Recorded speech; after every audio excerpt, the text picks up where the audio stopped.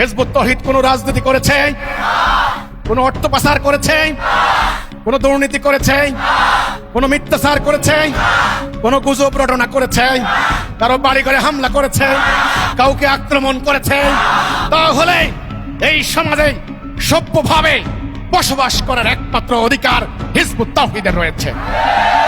অন্যায়ের কাছে মাথা নত করবে না, কথা বলবে বাঘের মতো, হুঙ্কার দেবে সিংহের মতো। তাহলে তুমি প্রমাণ হবে আল্লাহর মনোনীত ইমামের অনুসারী। কোনোদিন মাথা নত করবে না, কোনোদিন মিথ্যা কথা বলবে না। আর একটা কথা আমি বলে যাই, যদি কোনোদিন কাফের মুশরিক মুনাফিক ইসলাম বিদ্বেষী বাহিনীর মোকাবেলা করতে যাও, কোনোদিন পিঠ দেখাবে না, পিছপা হবে না।